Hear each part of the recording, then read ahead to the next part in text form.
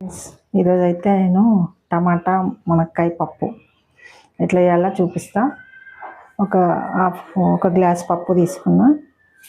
మాకైతే గ్లాస్ పప్పు, ఒక గ్లాస్ సగం పప్పు తీసుకుంటా. ఇవేమో పావు కిలో టమాటాలు, ఒక 2 మునక్కాయలు, ఒక ఆనియన్ ఇస్తా. ఒక గ్లాస్ పప్పు, ఒకటి సగం పప్పు తీసుకున్నా. మనకి ఎంత పప్పు పడుతుందో అంత పప్పు తీసుకోవాలి క్వాంటిటీ. ఇప్పుడు మంచి వాటర్ పోసుకుని పప్పు మునిగంతా వేసుకోవాలి. కొంచెం ఆయిల్ వేసుకోవాలి పప్పు ఉడకడానికి. మునక్కాయలు ఫస్ట్ వేయొద్దు, పప్పు ఉడికినాక అప్పుడు చూపిస్తాం. అయితే కుక్కర్ పెట్టుకోవాలి. కుక్కర్ మూత పెట్టేసి ఒక 2 విజిల్ రానిచ్చిన తర్వాత అప్పుడు అవన్నీ వేసుకోవాలి. అప్పుడు విజిల్ పెట్టేసి 2 పప్పు అయితే ఇట్లా ఉడకబెట్టుకోవాలి. ఫస్ట్ వేస్తే ఏంటంటే మునక్కాయలు చిక్కిపోతాయి. ఫస్ట్ టమాటాలు ఇవన్నీ కట్ చేసి పెట్టుకున్నా. కొంచెం చింతపండు వేసుకోవాలి. కొంచెం మీరు పులుపు ఎక్కువ తింటారంటే ఎక్కువ వేసుకోండి, తక్కువ తింటారంటే తక్కువ వేసుకోండి. నేనైతే కొంచెం వేస్తుంది. ఇవైతే టమాటాలు వేసేసి ఆనియన్స్ బాగుంటుంది, ఒకసారి వేసి చూడండి, ట్రై చేసి. ఇవన్నీ ఇందులో వేసేసి ఒక 2 విజిల్ పెట్టేసి ఇందులో ఇప్పుడు అల్లం వెల్లిగడ్డ పేస్ట్, ఇప్పుడు పసుపు వేసుకోవాలి.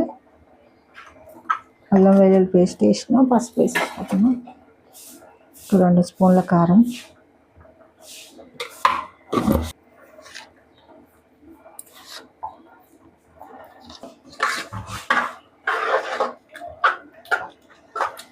మంచి కలిపి ఒక విజిల్ 2 విజిల్ పెట్టుకోండి సరిపోతుంది.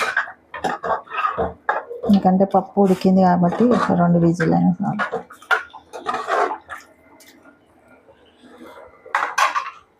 ఇప్పుడైతే కుక్కర్ మూత పెట్టేసి 2 విజిల్ రానివ్వాలి.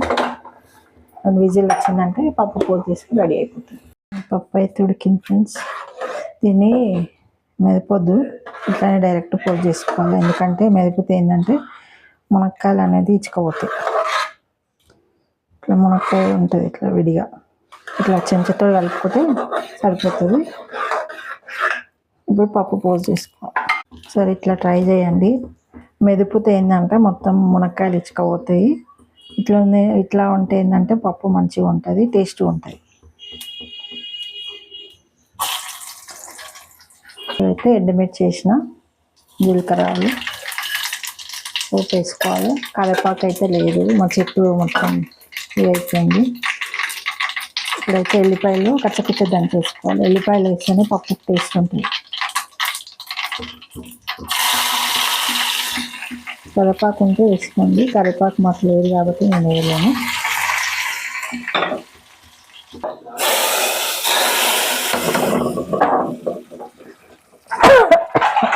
పోజ్ చేయగానే ఇట్లా మూత పెట్టేసుకోవాలి, స్మెల్ అనేది బయటికి పోదు. మునక్కాయ టమాటా పప్పు రెడీ. మీరు కూడా ఒకసారి ఇట్లా ట్రై చేయండి, బాగుంటుంది. బాయ్. మరి ఇట్లాంటి మంచి మంచి వీడియోస్ ఎన్నో వస్తాయి. లైక్ చేయండి, షేర్ చేయండి, కామెంట్ చేయండి.